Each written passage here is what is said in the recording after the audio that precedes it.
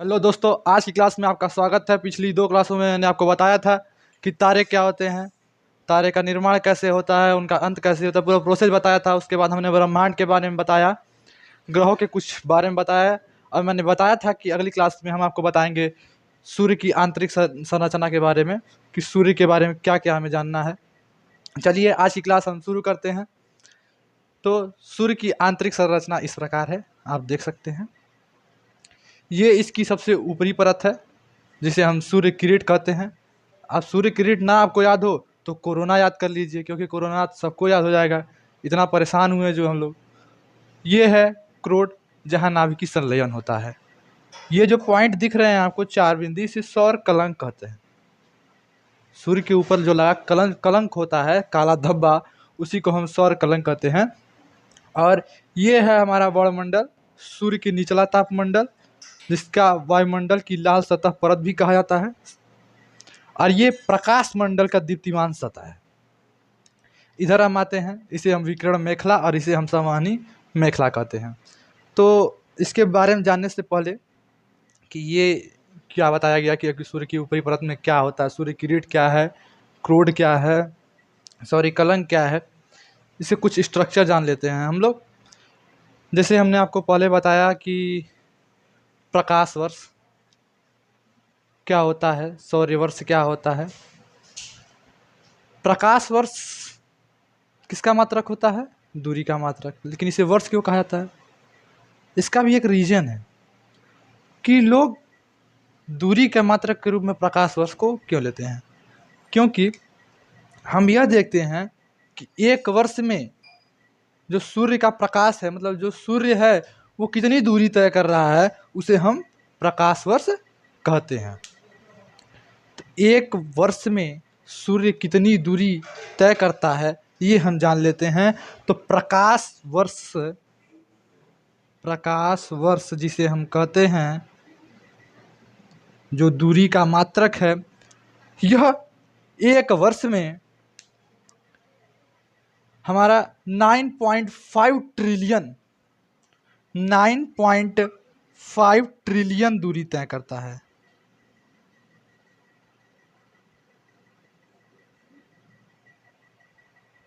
9.5 का मतलब समझ रहे हैं?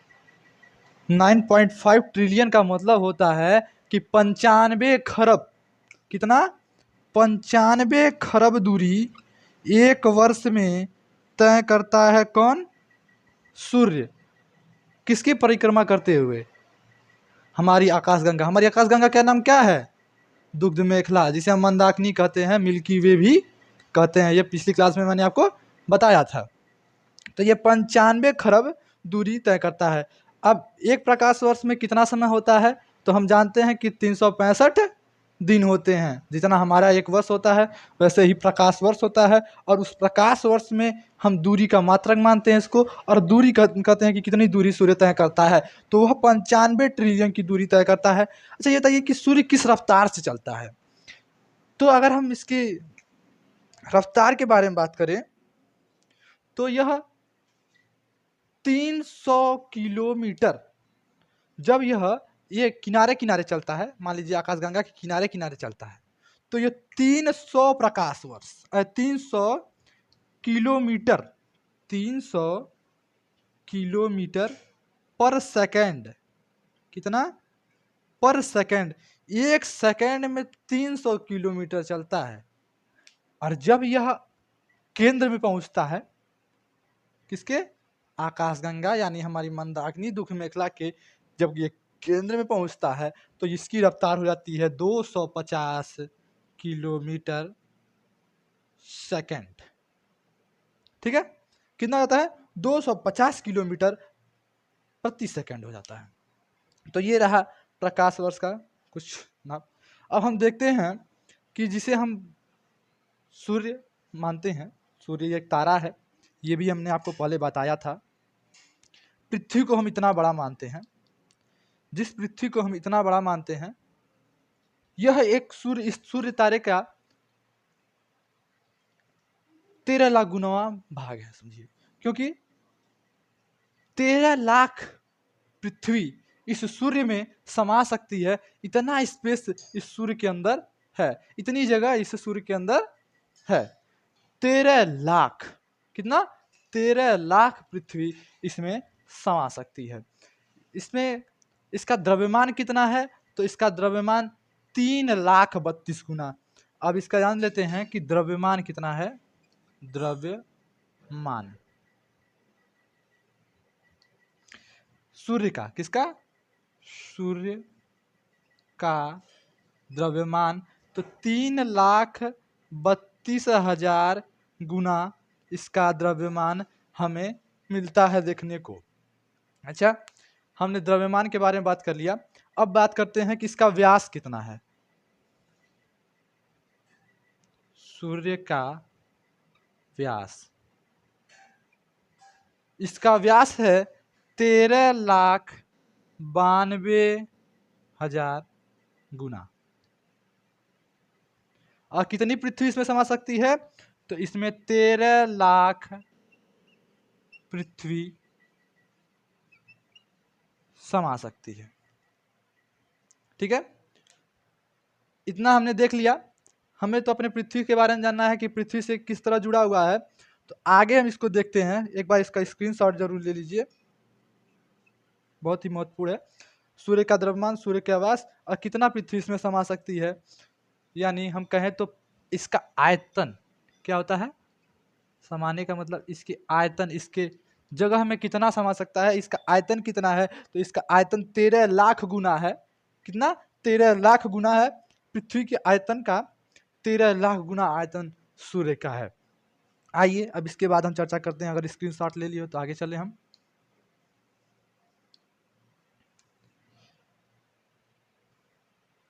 पृथ्वी को,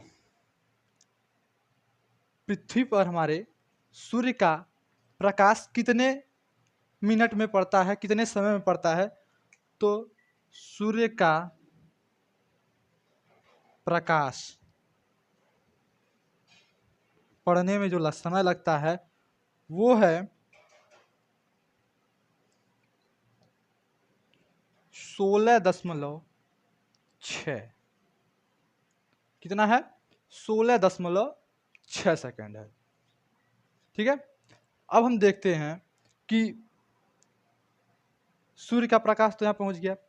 अच्छा ये बताइए, जो सूर्य का प्रकाश है, सॉरी सर जी हमने गलत बोल दिया। यहाँ पे 8 मिनट 16 सेकेंड लगता है। 8 मिनट 16, इसको 0.6 भी करते हैं लेकिन 6 थोड़ा सा ध्यान नहीं दिया जाता है। 8.16 कहिए तो 8 मिनट 16 सेकेंड। ठीक है, 8 मिनट 16 सेकेंड लगता है। चलिए अब हम ये देखते हैं कि सूर्य का कितना भाग हमारे पृथ्वी पे उसका प्रकाश पड़ता है। सूर्य के प्रकाश का कितना भाग हमारी पृथ्वी पे पड़ता है। तो हम यह देखते हैं कि सूर्य का 2 अरबवां भाग, सोचिए,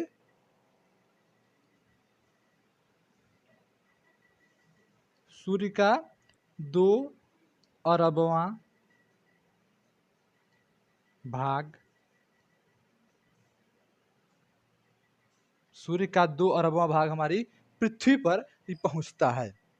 सोचिए, अगर यह 2 अरबवा की जगह मतलब कि 1/2 अरब, ठीक है, 1/2 अरबवां भाग होता है सूर्य का प्रकाश का। 2 अरबवां भाग हमारी पृथ्वी पहुंचता है। अगर यही 2 अरब की जगह 1.5 अरब हो जाए तो हम लोग जल जाएंगे सर। ये शरीर काले काले रहेंगे या तो हम जले रहेंगे, क्योंकि बहुत ज़्यादा उसका प्रकाश तेज होता है, बहुत ज़्यादा जलता है। और यही अगर 2 अरब से 2.5 अरब हो जाए या 220 हो जाए, 2.20 अरब, तो क्या होगा कि थोड़ी सी हमारे यहाँ ठंडी पड़ने लगेगी। लेकिन सही है, कुछ भी है, यहाँ पे उतना ज़्यादा दिक्कत नहीं होती है और सूर्य का प्रकाश भी हमें पर्याप्त मिलता है। तो इससे ज़्यादा या इससे कम करने की हम कोशिश ना करें तो ही अच्छा है।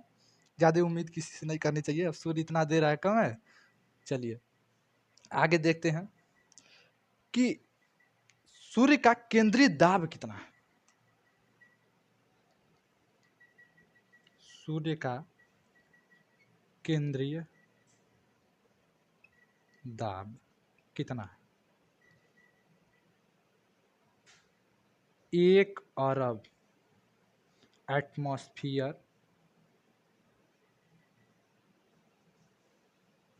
कितना, 1 अरब एटमॉस्फियर उसका दाब है सूर्य का। कितना है? 1 अरब एटमॉस्फियर सूर्य का दाब पड़ता है। चलिए अब हमने इतना जान लिया, अब हम जानने की कोशिश करेंगे कि सूर्य किन किन चीजों से मिलकर बना है।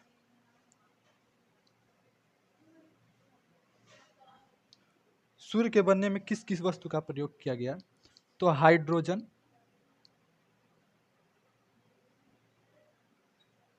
जो कि हमारा है 71%,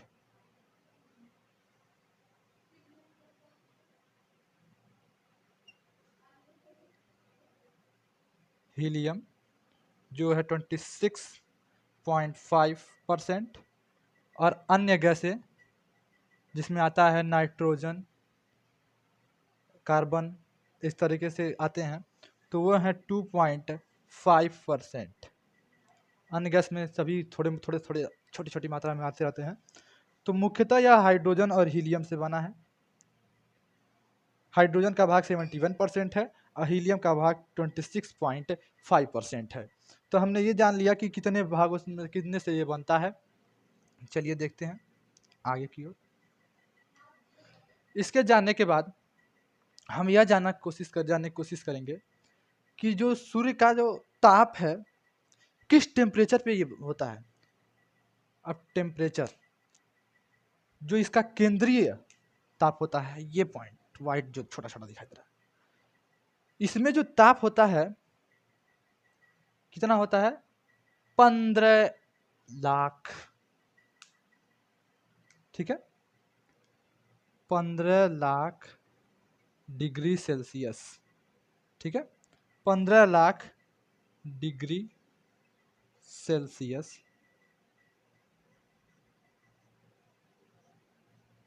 पर यह बनता है। ये जिसका जो सतह होती है, ये किनारे की जो सतह होती है ना, ये भी 6000 डिग्री सेल्सियस पे होती है। 6000 डिग्री सेल्सियस, डिग्री सेल्सियस। आप ये जो सौर कलंक देख रहे हैं, जिसमें आपको लगता है कि प्रकाश नहीं जाता है, उसका भी जो ताप होता है ना, वो भी 1500 डिग्री सेल्सियस होता है। कितना होता है? 1500 डिग्री सेल्सियस। तो हमने ये देखा कि जो केंद्र होता है इसका बहुत ज़्यादा ताप होता है। अब ये बताइए कि किसी भी पदार्थ की कितनी अवस्थाएं होती हैं। तो मुख्यतः हम लोग बताते हैं ठोस, द्रव, गैस। ठोस का मतलब जिसके अणु एकदम जुड़े हुए हों, मजबूत हो। द्रव जिसे पानी के रूप में उदाहरण दे सकते हैं, जो ढीला डाला हो, कहीं भी बह जाए। और गैस जो हवा में। सबसे ज़्यादा जगह कौन घेरता है? तो हम ये जानते हैं कि सबसे ज़्यादा जगह, आपको थोड़ा सा लगेगा पानी है कहीं भी सड़क जाएगा जगह घेरेगा, नहीं, सबसे ज़्यादा जगह गैस घेरता है। ठीक है, एक अवस्था और होती है, उसे हम किस नाम से जानते हैं? तो उसे हम जानते हैं प्लाज्मा के नाम से। किस नाम से जानते हैं? प्लाज्मा।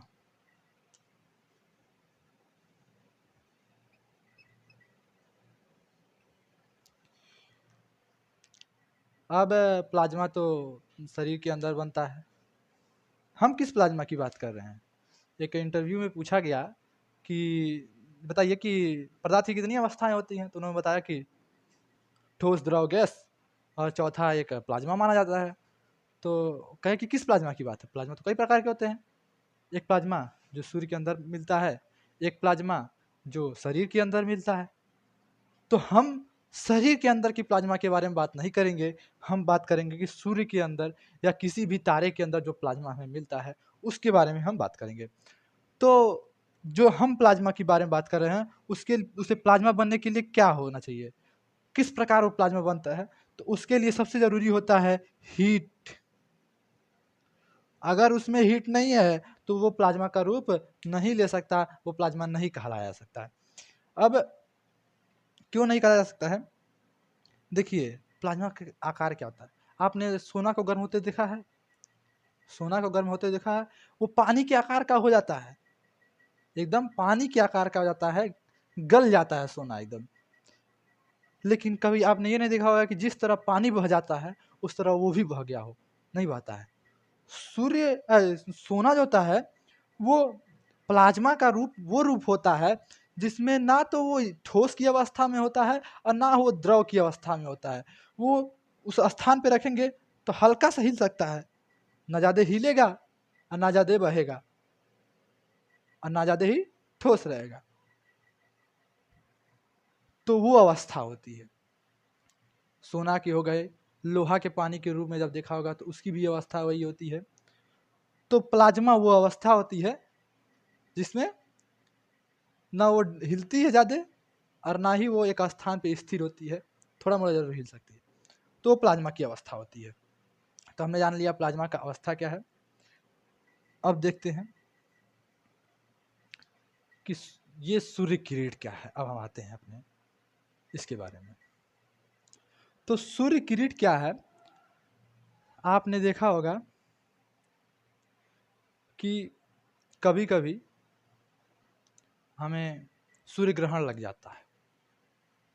सूर्य ग्रहण जब लगता है तो सूर्य का प्रकाश पृथ्वी पे नहीं पड़ता।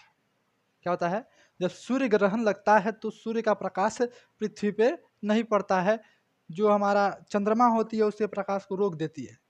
लेकिन सूर्य किरण होता है वो उस समय जलता हुआ दिखाई देता है, वो प्रकाशित होता हुआ दिखाई देता है और वह इतना ज़्यादा प्रकाशित हो जाता है, इतना ज़्यादा उसका ताप हो जाता है कि वह सूर्य से अलग होता हुआ दिखाई देता है।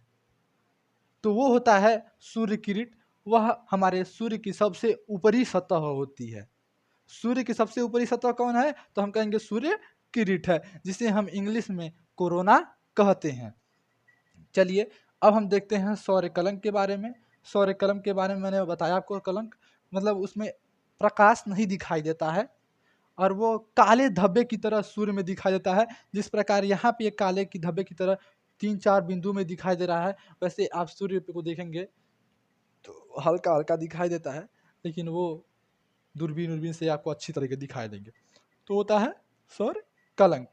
अब हम बात करेंगे वर्णमंडल, जिसे सूर्य का निचला तापमंडल कहते हैं और इसकी लाल सतही परत भी कहता है। इसकी जो वायुमंडल की सतह होती है वो लाल रंग की होती है, लाल संतरी, मतलब लाल रंग और संतरा के रंग मिला हुआ आकार, तो इसे लाल संतरी परत भी कहा जाता है।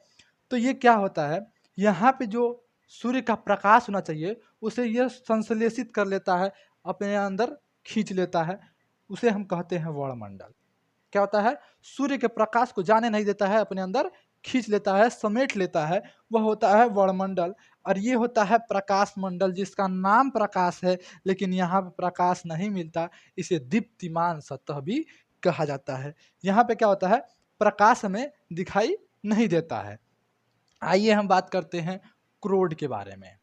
ये है हमारा क्रोड जो यहाँ पे मिलता हुआ दिखाई दे रहा है आपको। इस क्रोड की बात करें हम तो ये क्रोड है और यह इसका कार्य क्या है, तो इसका कार्य यह है कि यह अपने नाभिकीय संलयन के द्वारा हाइड्रोजन को हीलियम में परिवर्तित करता है। हाइड्रोजन को हीलियम में परिवर्तित करता है। पिछली क्लास में मैंने बताया कि हाइड्रोजन को हीलियम परिवर्तित करने के लिए कितना टेम्परेचर रहना चाहिए, 1.5 अरब केल्विन, ठीक है, कितना होना चाहिए, यानी 15 मिलियन आप कह सकते हैं, 15 मिलियन केल्विन। तो आपको समझ में आया कि ये इसका कार्य क्या है, नाभिकीय संलयन, जो हाइड्रोजन को हीलियम में परिवर्तित करता है। तारों को बनने के लिए उसे हाइड्रोजन में हीलियम में बना जरूरी होता है। ये जो आकार है, यहाँ पे जो आपको अवस्था पाई जाती है वो कौन सी अवस्था होगी, तो ये वो अवस्था होगी प्लाज्मा। वो कौन सी अवस्था होगी, प्लाज्मा अवस्था होगी। ये विकिरण मेखला है जो प्रकाश का उत्सर्जन करता है और ये प्रकाश को बनाए रखता है सिस्टमेटिक तरीके से। तो ये छोटे छोटे भाग हैं, इसके बारे में पढ़ना जरूरी नहीं था, हमें पढ़ना जरूरी था इसके बारे में, मतलब सूर्य किरण, क्रोड, सौर कलंक, वर्णमंडल और प्रकाश मंडल के बारे में, जो मैंने आपको बता दिया है।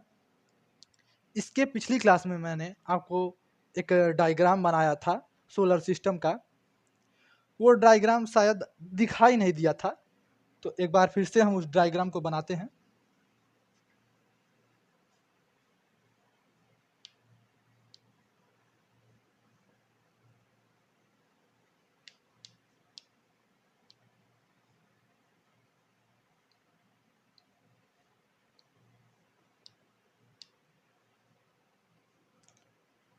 जिसे हम सौर्य मंडल कहते हैं, सौर्य मंडल,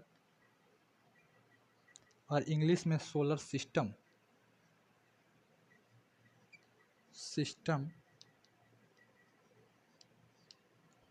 इसमें ये हमारा सूर्य है, मान लीजिए ये हमारा सूर्य है। हमने क्या किया था, लाइट रेड था, उस रंग से रंग दिया था जिससे आपको दिखाई नहीं दे पाया था। इस क्लास में हम आपको उसके बारे में सही बता देते हैं। ये हमारा सूर्य है। सूर्य से सबसे निकट जो ग्रह है उसे हम कहते हैं बुध। क्या कहते हैं? बुध। बुध के बाद दूसरा सबसे निकट ग्रह जिसे हम कहते हैं शुक्र। क्या कहते हैं? शुक्र। पहला ग्रह सूर्य से सबसे निकट ग्रह है बुध, उसके बाद कौन सा ग्रह है? शुक्र दूसरे नंबर पे। तीसरे पे हमारी आती है पृथ्वी। क्या है? पृथ्वी। यह तीसरे नंबर पे आने वाली है और आकार में 5वां स्थान रखती है। चौथे पे आता है हमारा मंगल। चौथे स्थान पे आता है मंगल। इसे ध्यान से देखिएगा, ये जो 4 ग्रह होते हैं इसे हम कहते हैं आंतरिक ग्रह।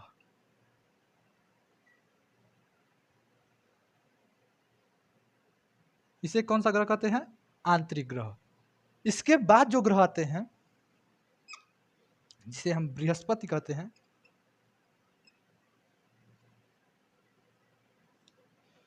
यह बृहस्पति इस सभी 8 ग्रहों में, इन सभी 8 ग्रहों में सबसे बड़ा आकार होता है, स्थान 5वां है और आकृति में सबसे बड़ा होता है।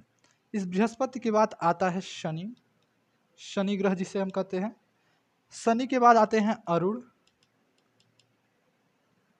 और इसके बाद आते हैं वरुण।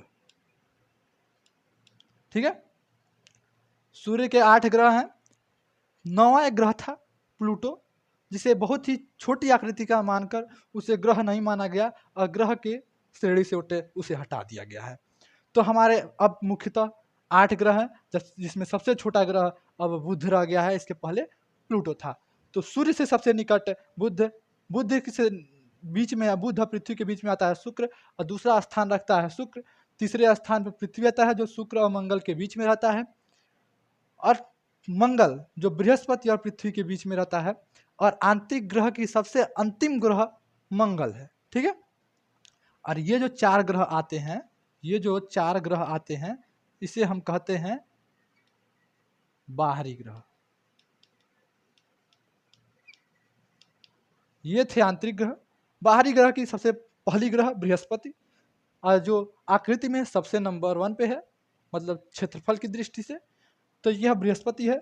उसके बाद आते हैं शनि। शनि ऐसा ग्रह है जिसका आंतरिक खोखला है, जिसकी वजह से यह पानी में भी तैर सकता है। यह ऐसा ग्रह है जो पानी में भी तैर सकता है। बृहस्पति अपने में सबसे चमकीला ग्रह है। इसे सबसे चमकीला ग्रह भी कहा जाता है, चमकीला ग्रह। ये अरुण है और ये वरुण है। शनि के बाद आते हैं अरुण, और अरुण के ही आकार का भी वरुण है। तो ये मैंने आपको शॉर्ट में बता दिया कि ये बुध, शुक्र, पृथ्वी, मंगल, बृहस्पति, शनि, अरुण और वरुण क्या है, और कौन आंतरिक ग्रह में आता है और कौन बाहरी ग्रह में आता है।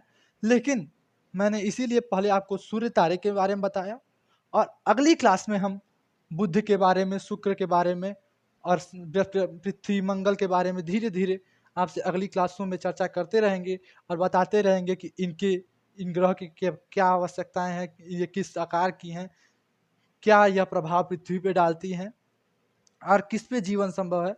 तो किस पे जीवन के लिए आपको इतना दूर नहीं ले जाएंगे और आज ही बता देते हैं कि पृथ्वी ही ऐसा ग्रह है जिस पे जीवन संभव है, जिस पे कोई व्यक्ति रह सकता है, क्योंकि यहाँ पे ऑक्सीजन की मात्रा पूर्णतः उपलब्ध है और सही जगह कभी कहीं कार्बन डाइऑक्साइड है, कहीं नाइट्रोजन है।